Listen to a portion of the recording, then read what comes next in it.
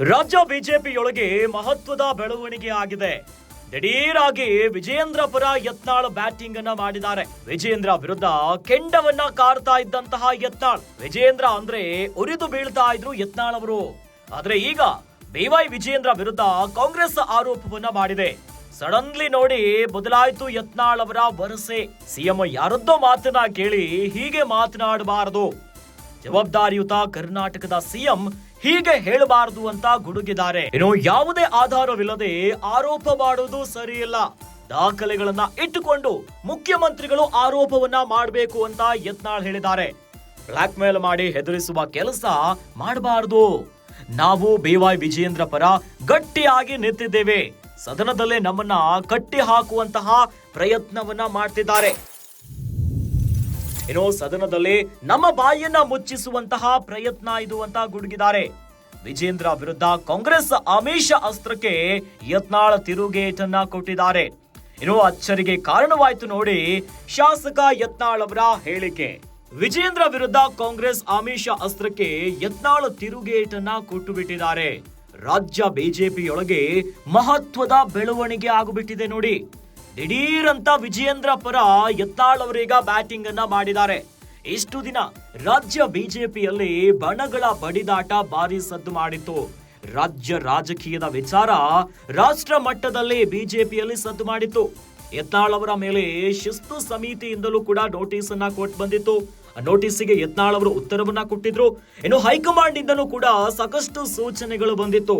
ಯತ್ನಾಳ್ ಅವರಂತೂ ನೇರವಾಗಿ ವಕ್ಫ್ ವಿಚಾರವಾಗಿ ಸಪರೇಟ್ ಆಗಿ ಹೋರಾಟವನ್ನ ಮಾಡ್ಲಿಕ್ಕೆ ಹೋಗಿ ತಮ್ಮ ಸ್ವಪಕ್ಷದ ನಾಯಕರು ಯಡಿಯೂರಪ್ಪನವರ ಮೇಲೆ, ಬಿವೈ ವಿಜಯೇಂದ್ರ ಅವರ ಮೇಲೆ ವಾಗ್ದಾಳಿಗಳನ್ನೇ ಮಾಡಿದ್ರು.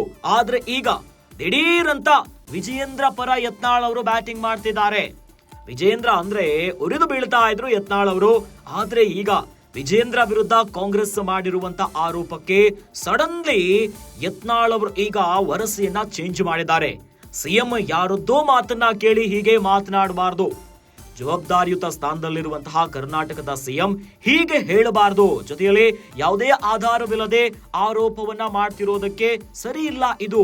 ಹೀಗಾಗಿನೇ ದಾಖಲೆಯನ್ನ ಇಟ್ಟುಕೊಂಡು ಮುಖ್ಯಮಂತ್ರಿಯವರು ಬಿವೈ ವಿಜಯೇಂದ್ರ ಅವರ ಮೇಲೆ ನೀವು ಆರೋಪವನ್ನ ಮಾಡಬೇಕು, ಆಧಾರ ರಹಿತವಾಗಿ ಈ ರೀತಿಯಾಗಿ ಆರೋಪ ಮಾಡೋದು ಸರಿ ಇಲ್ಲ.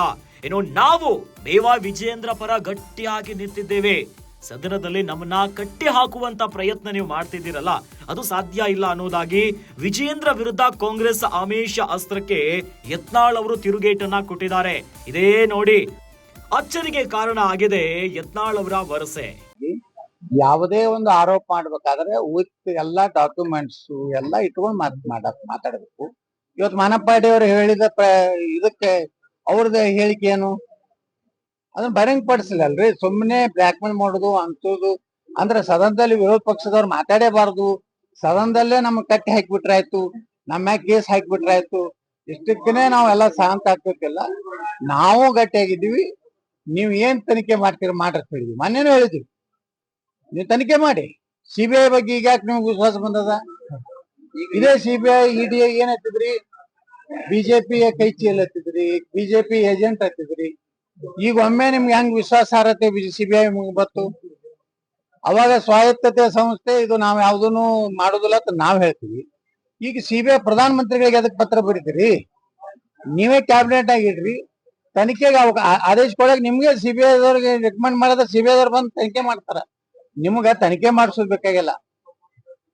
ನೀವೆಲ್ಲಾ ಏನ್ ಮಾಡ್ಲಕತ್ತೀರಿ? ನಾಟಕ ಮಾಡ್ಲಕತ್ತೀರಿ, ಜನರಿಗೆ ಕಣ್ಣಾಗ ಮಣ್ಣು ಹಾಕೋ ಕೆಲಸ ಮಾಡ್ಲಕತ್ತೆ. ನೀನೇ ನೋಡ್ರ ಇದ್ರದ್ದು FIR ಮಾಡ್ಯಾರ, ಯಾವ್ದು ಕರೋನಾದು.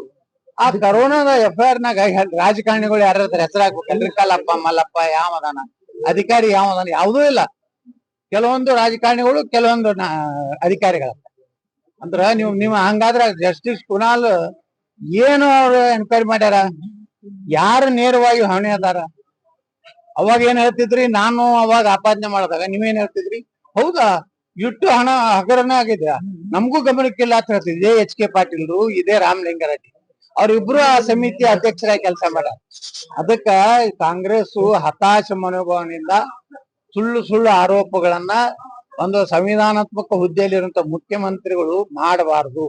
ಈ ಸಣ್ಣ ಹುಡುಗರು ಮಾತು ಕೇಳ್ತಾರ, ಪ್ರಿಯಾಂಕಾ ಖರೇಂದು ಆ ಯಾರು ಇನ್ನೊಬ್ಬ ನಮ್ಮ ಬೈರೇಗೌಡ, ಕೃಷ್ಣ ಬೈರೇಗೌಡ ಎಲ್ಲ ಮಾತು ಕೇಳಿ ಕೇಳಿ ಇವರು ಹರಿ ತಪ್ಪಲಕತ್ತಾರ. ಇವಾಗ ಇದೇ ವಿಚಾರಕ್ಕೆ ಪ್ರತಿಕ್ರಿಯೆ ಕೊಟ್ಟಿದ್ದಾರೆ ಸರ್. ಏನಂತಂದ್ರೆ ಅವ್ರು ರಿಯಾಕ್ಟ್ ಮಾಡಿದ್ರು ಹಂಗಾಗಿ ನಾವು ರಿಯಾಕ್ಟ್ ಮಾಡಿದ್ವಿ ಅನ್ನೋ ರೀತಿ. ಅಂದ್ರೆ ಬೇಕಾದ್ ಮಾಡ್ತೀರಿ ರಿಯಾಕ್ಟ್ ವಿಡಿಯೋ ಹೇಳಿಕೆ ಇದೆ ನಮ್ಮ ಬಿಡುಗಡೆ ಮಾಡ್ರಿ.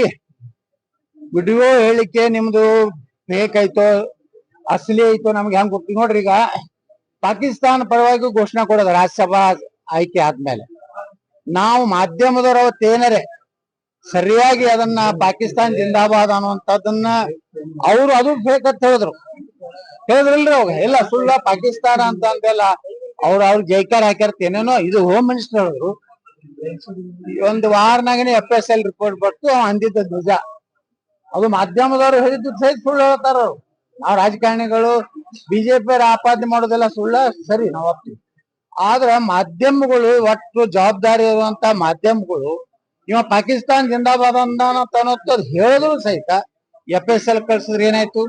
ಹಂಗ ಈ ವಿಡಿಯೋ ಏನು ಸಿದ್ದರಾಮಯ್ಯ ಅವ್ರ ಬಳಿ ಐತಲ್ಲ ಡುಪ್ಲಿಕೇಟ್ ಯಾಕೆ ಇರ್ಬಾರ್ದು. ಈ ಡುಪ್ಲಿಕೇಟ್ ಕಂಪನಿ ಎರಡು ಪಾರ್ಟಿಯಾಗ ಅದಾರ್ರಿ. ಅವೆಲ್ಲ ಈ ಮಟ್ಟಿಗೆ ಅಟ್ಟ ಕೆಳಮಟ್ಟ ಹತಾಶ ಆಗ್ಯಾರ. ಅವ್ರು ಯಾವಾಗ ಭಯ ಐತೆ ಅವ್ರಿಗೆ ಎಲ್ಲಿ ಹಿಡಿಯೋರು ಯಾವಾಗ ಮೂಡೋದ ಒಳಗ್ ಹೋಗ್ತೇನೋ ಅಲ್ಲಿದಿಂದ ಅದು ಯಾವ್ದದು ನಮ್ಮ ವಾಲ್ಮೀಕಿ ಅದು ದೊಡ್ಡ ಹಗರಣ ಇದೆ. ಅದರಾಗೂ ಬಚಾವುದಿಲ್ಲ. ಈಗ ಎಲ್ಲ ಕೋರ್ಟಿಗೆ ಹೋಗಿದ್ದೀವಿ. ರಮೇಶ್ ಜಾರಕಿಹೊಳಿ, ನಾನು, ಅರವಿಂದ್ ಲಿಂಬಾವಳಿ, ಕುಮಾರ್ ಬಂಗಾರಪ್ಪ ಎಲ್ಲ ಕೂಡಿ ಹೈಕೋರ್ಟಿಗೆ ಹೋಗಿದ್ವಿ. ವಾಲ್ಮೀಕಿ ಹಗರಣವನ್ನ CBI ತನಿಖೆ ಆಗ್ಬೇಕು. ಹೈಕೋರ್ಟಿನ ಸುಪರ್ದಿ ಎಲ್ಲಿ ಹೈಕೋರ್ಟ್ ಅದನ್ನ ಮಾನಿಟರ್ ಮಾಡ್ಬೇಕು ಅಂದ್ರ ಇವ್ರು ಬಣ್ಣ ಬಯಲಾಗ್ತದೆ. ಅದಕ್ಕ ಅವ್ರಿಗೆ ಒಂದ್ ರೀತಿ ವಿಚಲಿತರಾಗ್ಯಾರ. ಒಂದ್ ರೀತಿ ಅವ್ರಿಗೆ ಹೆಂಗ್ ಬೇಕಾದಂಗ ಮಾತಾಡ್ತಾರೆ. ಯಾವ್ದು ಸಂವಿಧಾನ ಗೊತ್ತಿಲ್ಲ, ಸಂವಿಧಾನ ಗೊತ್ತಿಲ್ಲ. ಈಗ ನಮ್ ಹೋರಾಟ ಸಂವಿಧಾನ ಅಂದ್ರು. ಅವರು ರಿಸರ್ವೇಶನ್ ಅವ್ರು ಮುಸ್ಲಿಮ್ ಕೊಟ್ಟಿದ್ದೆ ಆ ಸಂವಿಧಾನ, ನಮ್ಮದಲ್ಲ. ನಾವು 2A ಕ್ಲೇಮ್ ಮಾಡಿದ್ವಿ ಯಾವಾಗಲೂ. ಇವರೇ ಕಾಂಗ್ರೆಸ್ ನಮ್ಗೆ 2A ಕೊಡ್ತೀನಿ ಅಂತ ಹೇಳಿ ನಮ್ಮ ತಪ್ಪ ಹಾದಿಗಳದವ್ರೆ ಈ ಕಾಂಗ್ರೆಸ್. ನಮ್ಗೆ ಆಗುದಿಲ್ಲ 2A ಕೊಡುದು ಅಂತ ಹೇಳಿ ನಮ್ಮ ಪ್ರಧಾನ ಮಂತ್ರಿಗಳು ನಮ್ಮ ಅಮಿತ್ ಶಾ ಅವ್ರು ಹೇಳಿದ್ಮ್ಯಾಗ ನಾವು 2D ಒಪ್ಕೊಂಡ್ವಿ. ದಯವಿಟ್ಟು ಈ ರೀತಿ ಒಬ್ಬ ಮುಖ್ಯಮಂತ್ರಿ ಬೇಜವಾಬ್ದಾರಿ ಮಾತಾಡೋಕ್ಕಿಂತ ಬಾಯಿ ಮುಚ್ಕೊಂಡು ಕುಂಡ್ರು ಚಲೋ.